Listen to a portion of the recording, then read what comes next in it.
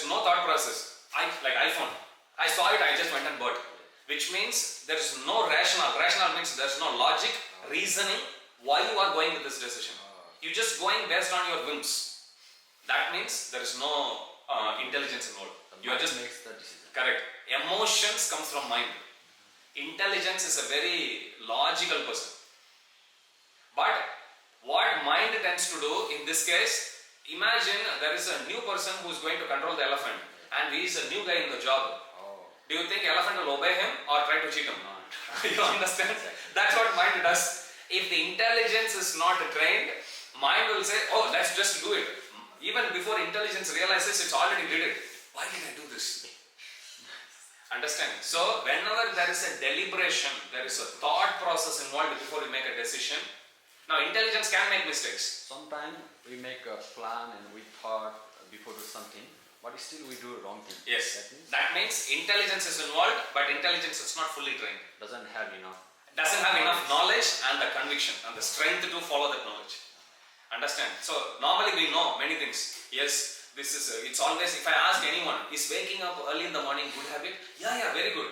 Are you waking up? No. Why? It's very difficult. Is chanting very good? Yes, very good. Are you doing mantra? No. Why? Oh, I don't have time. Is exercise very good for your body? Yes, very good. And they'll even tell you list of exercises. Do this technique, that technique, do yoga. They'll give you asana also, so many things. Are you doing it? Oh, that I don't do. They'll tell you about Buddhism, they'll tell you about so many things. But are you following anything? No. This is like, I'm not so elevated like that. You understand? Knowing is one thing and following is another. But both comes from intelligence only. So intelligence first needs to be armed with the knowledge. Intelligence also needs to be trained to have the determination, to have the conviction to actually do. That conviction comes from Sangha only. Okay, if you sit in your home and hear the same thing, right? Yeah, what he says sounds good. But and then you change the channel and you'll watch another movie and you'll go on, correct? Whereas when you come here, you see others chanting, Salan Shrestha. What's your name, Mataji? Preeti. So you see Preeti wearing tilak and you see they're also wearing tilak. They must be devotees. I also like to wear, I also like to chant like that. That condition comes. Understand? So knowledge is one thing, but to be able to do something, you need to have that condition. Both are needed. That means intelligence like a memory. You need to accumulate as much as knowledge. Correct. You need to accumulate knowledge in the memory. You also need to accumulate strength within your heart.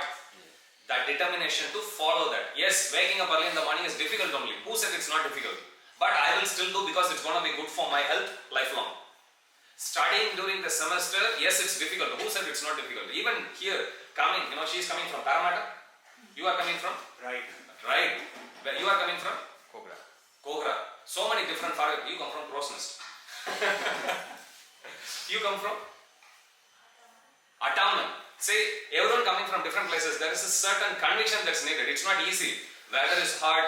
You understand? You are also not coming here to watch a movie. You have to see my face. You know a lot of austerity. But still, you make that effort to do. No, I'm going here to learn something about Krishna, something with which I can shape up my life nicely. So there's a little effort that you put.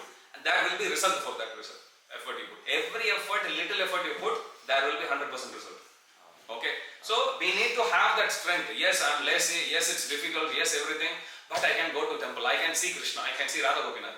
I am actually going to temple. I can be, charge myself. Okay, I am going to temple. I can take some nice prasad. You know what? When I came to Krishna Bhakti, at that time there is a devotee living nearby. I think most of you know him, Brajanath Prabhu. He used to run classes. I used to attend his classes on Wednesday. This is in 2006. You know what he would do? He would invite us to his home and we are a group of youth. Our group name was Spiritual Seekers at that time. So he would sit there and then he would cook food and he'll give. Food is okay, I always get this. But he used to, at the end he would give us mango macadamia ice cream bar. And I really love that. My intelligence was so dumb, I didn't like to go to class at that point of time. But I would go only for that macadamia bar. But my intelligence was so dumb, I would have gone to Woolworths and bought that. But no, Krishna covered that intelligence. I somehow felt, I liked that. Only in the whole world it's available only there. Actually I could have gone, taken dozens. I was working also, earning good amount of money, but still no intelligence. Okay, so you go put that effort slowly, and then initially I went for macadamia bar. After some time I realized actually this is wealth of knowledge. Macadamia I can buy anytime. Then I moved to be a bit more serious like that. Okay? Yes. I have another question. Yeah, go on. Don't feel shy during the class. Just to shoot the question, as I said. It's about the Thank you, karma. Gitu, for questions. Thank you. I have another one. You have another one. Yeah, we'll go for it. Karma. Hey, you can start making plate. You can give them. They can take prasad while they ask. This is Yes. about the karma. Like you're working as a software developer, and sometimes you need to make a software for a hotel, for a butcher company. For butcher company, for you name it, we make for everything. That Yes. means they are. There is karma involved. They are using your software to sell meat. At the time, is that count as a bad karma or not for you? Good question. Let's use the same example as meat. Somebody asked me this question last week. How much, or who takes the bad karma? Because somebody was working in aged care field, and part of that is they have to feed meat. Do they take the karma? Shastras say there are 6 people involved in killing of the animal. One who gives permission, one who says kill the animal, okay, the one who orders, that person takes. The person who kills, that person takes the karma. Third person who takes the karma is one who helps in assisting, transporting, third person. Fourth, one who sells the meat. Fifth, one who purchases and cooks and serves. Sixth, one who eats. All 6 people are involved. Similar. Same karma. Good question you are asking. I said this to one youth class. You know, one guy, what he said? Oh, 6 people take karma, so everyone take 1/6. I said, no, it's karma multiplied by 6. Oh, because his point was, he was thinking, if I involve everyone in the world to eat meat, then total amount of karma which everyone has to take will be less. You understand how crooked mind thinks? I said, bro, it's not by 8 billion, it's multiplied by 8 billion. That's how much, which means your situation will go even more worse. Oh, then it's very bad. I said, good. So everyone takes. Now to answer your question, I'm working in a software company, and if that software is being used for killing meat or whatever, will I take karma?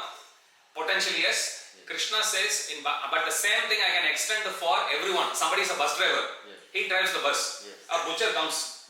He is taking him to the slaughterhouse. Will he take the karma? Or if you see somebody, he will take the karma, by the way. He will. There is a tiny karma that comes. Likewise, somebody may be working in a bank, and a slaughterhouse is actually applying for a loan, and he sanctions the money. Do you think he'll take the karma? Yes. So if you look at it like each one, and somebody who may be having a restaurant, butcher goes there to eat food. This guy gives food, he eats, goes back again to kill animal. Will that guy take karma? Yes. So like this, every person somehow or other is entangled in the karma. That doesn't mean these 6 people also take the same level of karma. This is all tiny karma only compared to the 6 people who are directly involved in killing. Understand? If you are making software, that means you are helping them. Sorry. Correct.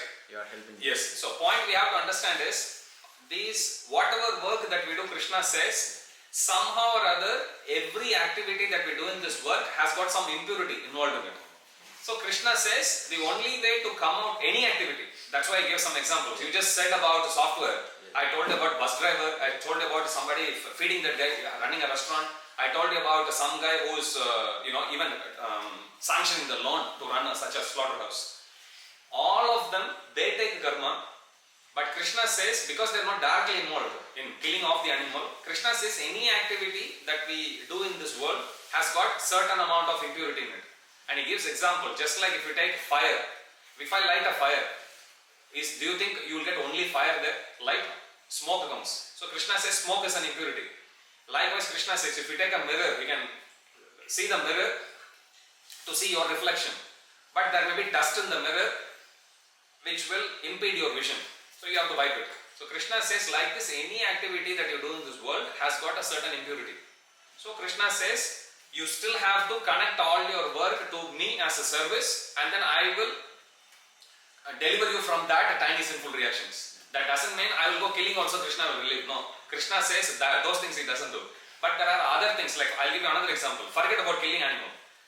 I am breathing air in. Do you know how many microbes I am killing? I have killed already. So many. I am killing plants. Okay, plants at least we kill, we offer it to Krishna. Krishna accepts it and he gives prasad, we eat, no problem. What you are taking is prasad, karma free diet, what you are having. That means we are killing plant as well. We are killing plant also. Yeah, plant also. What are the two symptoms of soul? Growth and consciousness. Do plants grow? Normally do plants grow? Offer it before we eat. Forget about it. Answer my question. Do plants grow? Yeah, grow. Yeah. Do they have consciousness? Little bit. Yes, it has. Plants, you have studied in science, it says, photophyte, hydrophyte like that. It will grow towards the light. It will grow towards the water. Root will grow towards the water. You understand? So they have a certain level of consciousness, not as matured, as evolved as humans, but they do have some consciousness. Likewise, ant also has got a consciousness. Understand? So each one, they have certain growth and certain consciousness. So even killing plants, there is karma. That's why if somebody says, I'm a vegetarian, you know what Prabhupada says for that? In one place, somebody is saying, Swamiji, is it good to be a vegetarian? Prabhupada says, see, being a vegetarian is not such a great qualification. And Prabhupada says, pigeon is a vegetarian. Pigeon is a vegetarian, but it has sexual intercourse 200 times a day with its mate. On the other hand, lion is a non-vegetarian. It has sexual intercourse only once in the whole year. So Prabhupada says, being a vegetarian doesn't make a pigeon good. Being a non-vegetarian didn't make lion bad. So being a vegetarian is not a great qualification. Prabhupada is saying in one place. We want to be, Prabhupada says, prasaditarian. So we want to cook the food, offer it to Krishna, take only prasad. Then only you have no karma. Otherwise even vegetarians take karma. That means if they kill something and they offer to the Krishna, after that they eat. Then no karma is involved. No karma. Because we are cooking, killing everything for Krishna's pleasure. So Krishna we offer, Krishna when he accepts, everything becomes karma free. But which means, if somebody, I said this again in one class, one day said, can I actually make omelette for Krishna? I said, you are making omelette because Krishna asked or you wanted?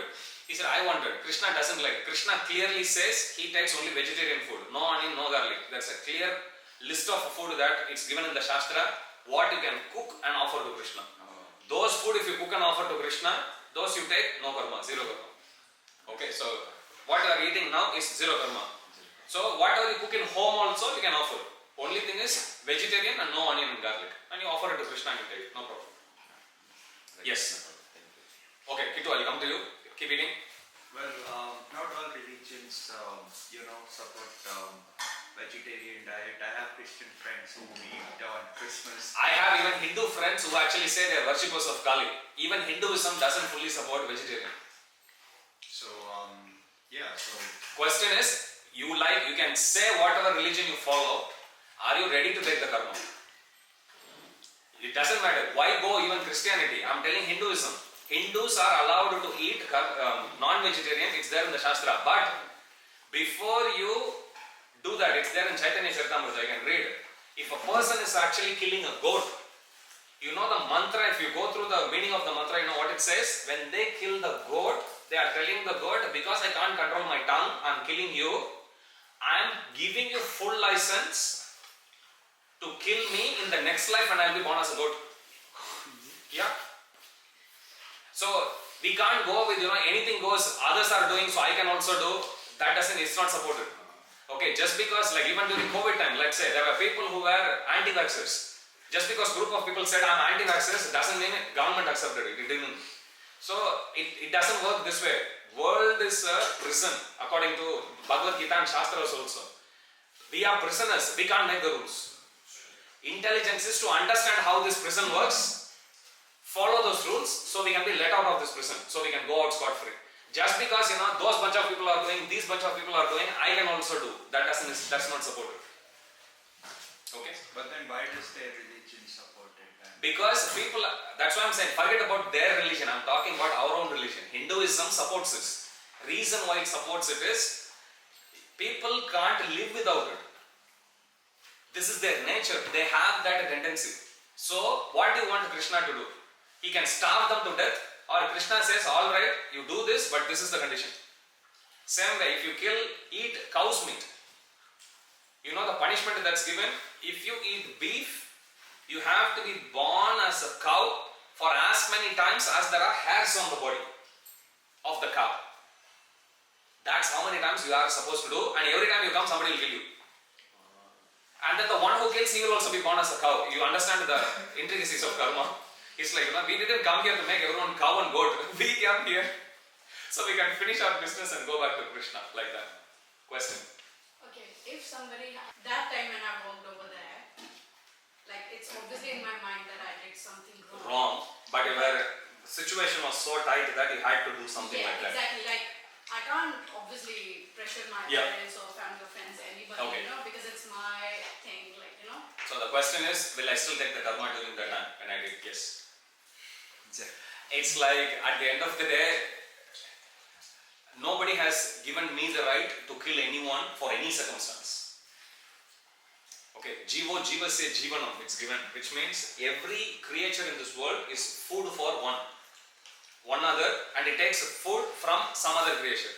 Like we are humans. We take food from who? Plants. Animals you may, if you are a non-vegetarian. But animals also eat some other animal also. Okay, or animals may eat grass. Now what about humans? Do any other creature eats humans? Yes. So many, when you die, what do you think happens to our body?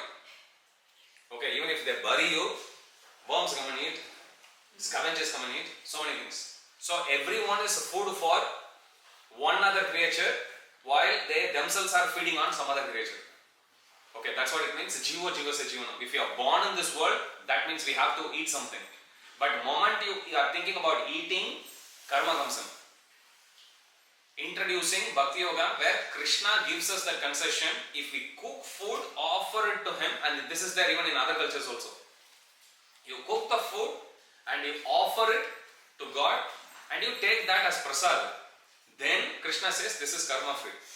So we can speak for what is there in Bhakti Shastras this way. Now even in Shastras, you take Vedas, there are instances where it's given you can kill a goat. But nowhere it's given in Shastra that you can open a slaughterhouse and keep on killing like that. It's not like that. Goat also can be killed on certain Amavasya days only. And you have to offer the goat to Kali. There is a certain god. And here also the whole idea is not to encourage people to just keep on killing and eating. It's not like that. Prabhupada says in Vedic times, there was no meat shop. Whoever wants to kill, they'll kill and they'll eat. That's it. So when you directly kill, have you watched movies, right? Or like documentaries where they show little piglets, for example, or chicken. Oh, I can't stand the sight. But then when same thing gets cooked nice, like deep fried, everyone likes to eat. Now because they are directly involved, the whole experience is deterring them from killing so much more. Does that make sense? Because they themselves know, hey, this is the pain they go through. I don't want to do this. They'll give up. So Vedic time, the culture itself encouraged people to actually be non-vegetarian, to be vegetarians, while still giving a little concession for people who can't control the tongue. But clearly educating them, you are going to take karma because of this. Okay, do if you want to. If you read stories that's given in in the Puranas, let's talk about even Valmiki. You know Valmiki? He wrote Ramayana. Valmiki his original name was Daku Ratnakar. He was a dacoit. Okay, dacoit means they'll rob, they'll kill people also. This is what he was doing for so many years. One day Narada Muni comes to him and he says like, why are you doing this? He says, I have a family to take care, that's why I'm doing this. Then he says, you will take karma for this. And for him, that was an eye-opener. Really, karma? What is karma? Then he says, you are killing so many people, robbing. Because of this, you have to suffer in the next life. Then Valmiki says, see, I don't see that as an issue because I have my family members, they'll help me. Then Narada Muni tells him, I will stay here, you go and ask your family members if any one of them are ready to take karma for your activities. Chandan, you can go. You can leave them. So, if anyone is ready to take karma for your activity, then he goes and asks his wife says like, no, I won't take, I don't want to suffer. But Valmiki says, but I have been serving the whole family all along. She says like, no, this is your duty, you take care. He goes to his kids, they say the same thing. He goes to his relatives, they also say the same thing. Then he comes back, crestfallen to Narada Muni and he admits, yeah, nobody is actually taking my karma. Then Narada Muni says, give it up. As soon as Narada Muni gives him that knowledge, even somebody who is a serial dacoit. In fact, he tells to Narada Muni, actually, Narada Muni asks, how did you start this? I don't know, my father did, my grandfather did, this is their parampara. Another story also that's given of Mrigari, he's a hunter, he will kill animals, make them suffer. This is what actually happening. Narada Muni asked the same thing. You are killing, do you know you will get karma? And he says like karma I'll get, and then Narada Muni preaches to him, takes him to the path of bhakti, and then he becomes a very elevated saint later on. So you will come across even people in Vedic times when they actually killed, it's primarily because this is like their family job, they just did it. But nobody was actually killing and selling it to other people. That wasn't working before. So Prabhupada says there was no full-fledged slaughterhouse in Vedic times. Whoever wanted, that also there is a certain religion involved. They will offer prayers to Kali and they will do that as a sacrifice. That is also allowed only on certain days. But during the course of doing it, because they are still following the Shastra, slowly they will lose taste for it and they will become vegetarians eventually. That's the idea. Just because some concession is given there, we can't make a whole philosophy and lifestyle out of the concession. Does that make sense? Some people can't live with it. Okay, you do. There's a concession you can do. Otherwise, they will starve to death. So Krishna said, okay, you do, but understand there's a karma involved. It's your choice. Krishna doesn't interfere in our choices. If you want to do, you can do. Okay? Yeah, okay. Yes. Is there a link between age, maturity and intelligence? Like the level of intelligence you have? So like age and maturity, is there like a link between? Age, maturity and intelligence. Not necessarily, because when we die, we quit the body. But our mind, intelligence and ego, if we are born again in this material world, it gets carried over to the next body. That's why you will see some little kids, they are so mature, even when they are so young. Yeah. Okay, some little kid will like some food, some little kid won't like the other food. They are just born, still they have their choice coming from previous life. Oh, okay. So Okay, now karma, when does it affect? If my memory is intact until 14 years, a child doesn't take karma. After 14 years, it comes. Now if a child thinks, oh, I don't have karma until 14, parents will take it during that time. That's a problem. Second problem is, if the child is not trained until that point, taking undue advantage of this concession of the Shastra, guess what will happen? Child, because it's so habituated to do some, taking undue advantage of that, after 14 you think they can stop straight away? They can't. They'll continue. Somebody asked me this question, in Kali Yuga, do we take karma for thinking something bad? My question. You asked I have that. the question as well. In Kali Yuga, do we take karma for thinking something bad? Answer is no. In Kali Yuga, until you do an activity, you don't take karma. Which means your mind may say some crazy things. You are still free from karma. Until you put that thought into action. Now here is a catch. And somebody thinks, because there is no karma involved, I will keep thinking all negative things, lustful things, everything. But the problem is, what you think you will eventually come to do. Understand? Thought becomes word, word becomes deed eventually. Reason why this concession is given in for Kali Yuga is because we tend to, the nature of people in Kali Yuga is Manda Sumanda Matya, Manda Bhagyahi Upadritaha, it's given. Because our mind is always very lazy, very rusty, we don't have any proper sense control, our lifespan is actually very, very small, we don't know what is good for us, not bad for us, like that. So Krishna, out of his mercy, he allowed, alright, because your mind control is so pathetic for people in Kali Yuga, he said, alright, until, because restlessly we just think, we have no control. Have you got that experience sometimes? Yeah. I don't want to think, Yeah, but exactly. because that's the environment we live in, because of that we are so disturbed. So Krishna says, in Kali Yuga, until you put that thought into action, you will not take the karma. So if you are really intelligent, what we have to do, yes, my mind I can't control, but I should keep acting. So I stop all these negative things in mind itself. And then by chanting mantra, I elevate my mind completely out of this. Rather than thinking, oh really, I don't have any karma, let me just keep doing it. But then you keep thinking, eventually you will come to do.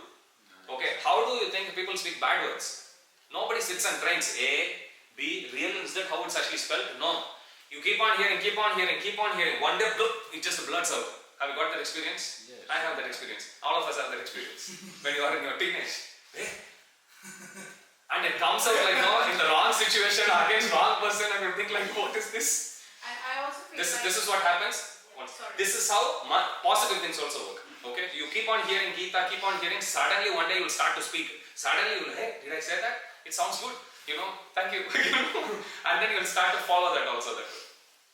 just saying like this is what I feel like whenever we thinking like anything in a positive way or in a negative way.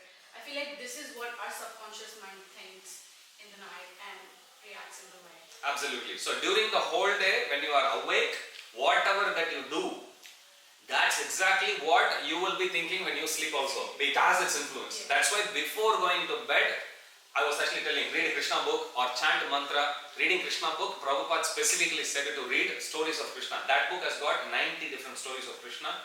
Everything, all stories came from Bhagavad Puran. So everything from Krishna's before birth to his full lila is there actually for 125 years. Every lila is there. So you can go through that. Prabhupada says when you read this and you sleep, then even your sleep will be a very spiritual experience. Yeah. You know, I want to share something funny. Like 2-3 months ago, I had like a bad dream, like really bad dream. It was about 12 o'clock in the midnight. I was at my brother's place. I don't know what happened. I just get up, I get my beads, and I sit in the mandir and I start saying my mantra that I'm doing at the moment. And they all were like, there's something happening in the house. Because they don't really do that. And Yes. they all were like scared, what is happening, Happening. what is happening. They would come with a torch. Who is it now? Like, you know, who is in the house? You scared everyone. And I was like, I was actually very in a stressed tone. I was saying it like too loud. Loud. Even my sister said like it was too Too loud, loud. that she had like her earphones on, but she still could hear whatever I'm saying. I'm like, oh, that's cool. Yeah. But yeah. But when Prabhupada says in one place, you just pray to Krishna, Krishna will come and he'll kick, in one kick he'll kick all the problems away. Yeah. Like I feel like whatever you're doing, just say that's in your hands. Hands. If you do it, do it. Do it. If you don't, I accept that this is your plan and you just go. Exactly. That's the best approach to take. So Prabhupada also says when we take shelter of Guru and Krishna, Guru also can kick all the problems in one stroke like that. Okay? Thank you for your wonderful questions. One last one. Yes. So obviously you told me last Wednesday that even you came from a meat-eating family. Yes. So unknowingly we've all done things in the past Yes. without actually knowing it's wrong. Correct. But will we be forgotten? Will all that be forgiven if we understand that it's wrong and stop doing it, or is it like permanent? Okay, good question. Very good question. What happened to all those mistakes that we did? Like my example, I have eaten meat, I have eaten beef also, unfortunately. I've also done. Yeah. So Krishna says in Bhagavad Gita 1866, that's the conclusion of Gita, Sarvadharman Paritejya Mam Ekam Sharanam Vraja Aham Tvam Sarva Papebhyo Moksheshami Masuchaha. Krishna says, abandon all varieties of religion and just surrender unto me. I shall deliver you from all sinful reaction. Aham Tvam Sarva Papebhyo, which means not just since we did now, previous life before, ever since we were born in this material world. Krishna says, Aham Tvam, Aham means me, Tvam means you, yours. Aham Tvam Sarva means all, Papebhyo, all the sins, Moksheshami, I will liberate you from all your sinful reactions. Do not fear. Krishna can do that. So the moment we take shelter of Krishna and we stop doing whatever that we were doing, no sin is big enough for Krishna not to wipe out. So Krishna is saying, I will wipe out all your past records, sin no more, start it fresh. And you will see something similar which even Jesus Christ has said that, actually, that sin no more. Many people, you know that famous story of one prostitute being stoned by everyone, and then Jesus Christ comes and he says, you know, he who among you, whoever hasn't committed any sin at all, let him cast the first stone rather. And then everyone takes a step back because everyone has done sins. And then Jesus Christ tells her, you know, whatever you have committed so far, I forgive you, but sin no more. And that's it. She becomes a saintly person later. Okay, so what we have to understand is mercy is always there that way. Things which we did without knowledge. But that doesn't mean, Prabhupada says, we know that we are worshipping Krishna, so let me keep on doing something bad. So I come and ask Krishna again. Again I go keep on doing. Prabhupada says in one place, Krishna doesn't like that arrangement. Okay, so here we should do. Sometimes we may struggle. Old habits, sometimes they may come and like no pushes. At that time also we should pray. Okay, we may struggle, we may fumble also. Sometimes we may go back to old ways. Again, we should not give up. We should keep on coming. That's why association matters. Always association matters. Alone, we cannot do. We cannot do anything. Like very, very difficult. Like, you know, even today if I tell you, Okay, you go to the class, only Ganasham will be there sitting. You'll be like, really? I better be alone in my home. Okay, but when you come, you think like, no, everyone is going to be here. That inspires. Slowly, slowly. And it's one of those things you won't directly, you can't actually realize. But slowly, slowly you will do. For example, today I'm pretty sure, like I'll give you my example. I used to stay in Stratfield before. I've stayed in Paramat also. But I'll tell you in Stratfield, that was in 2006, I was new to ISKCON. So I was just barely coming. I was trying to chant one round at that time. Sometimes my mind will also say like, why go so far just to stay here like that. I'll stay many times. Sometimes like, no, I have to go. So I then go. All the way I come. When I go back in train, at that time I'll feel, thank God, somehow I came. I feel so much like, fresh. I've learned so much. So, this is how it works like that. So every time you take that step, Krishna will reciprocate. He'll give you intelligence, he'll give you that realization, he'll give you even little bit sample ecstasy also. You'll feel like very joyful. You'll feel very active. Suddenly you'll get some appreciation in work or in job. Somebody may actually say, hey, you actually look very happy. Or somebody, maybe in some difficulty, you may go to tell them. I used to go into so much depression. My friends, how they came to Krishna consciousness is by seeing me. Because they know how bad I used to be before. I went through a lot of depression before. And then I was trying so many things, and then finally I was like practicing, and then they asked me, hey, what is this new thing you are doing? I said like, I'm chanting japa, it's helping me. Then they said like, we'll see how long you'll go. We have tried like this before also. I said like, no, I've been doing this 3 months. Hey, 3 months? Then it is something good.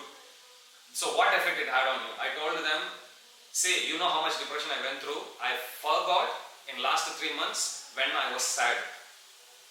Then they said, hey, this has to be something very special.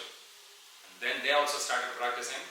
Many of them, they are ISKCON devotees now, actually. So, you will know how much you will impact the people around you. Okay, Krishna will act through you also like that. Okay, so that's a very meaningful life, very deep, satisfying life. We are not only happy ourselves, but in a small way, we'll be able to do good for other people. Even people who die, we can do good for them. People who struggle so much, we can do something good for them. A couple of days ago, one of the devotee couple in our community, the Mataji, she was actually admitted. She unfortunately had a miscarriage, twins, but both the babies died, unfortunately. So then she is still in ICU. What can we do? So when the news came to us, then we started to offer our prayers to Radha Gopinath. Please give them the strength to actually cope with that and make them come out of that, so they can remain stable in their bhakti, in their life that way. So situations will happen, negative things will happen, but it won't impact us as much as it would have without bhakti. Understand? So Krishna never says, okay, I will actually stop everything, so everything good will happen to you. It will happen to us after we die, fully. Currently, there is a certain karma we all do, but instead of us having to experience so much karma, Krishna will give tiny karma. Krishna will take 99% and this 1% to you. And that 1% we binge, it's so difficult like that. Okay, imagine if 1% is this much, without Krishna, how much more? Thank you, Krishna. Actually, I have a very practical experience of this, but maybe it's more of a one-to-one sharing. Sure, we'll discuss some of that. So thank you so much. Keep your questions coming, and please come next Saturday evening in the temple room. So we won't have a Friday session or Wednesday session, just for next week. And then start chanting, your life won't be the same. It's too late. Hare Krishna. Hare Hare Krishna. Krishna.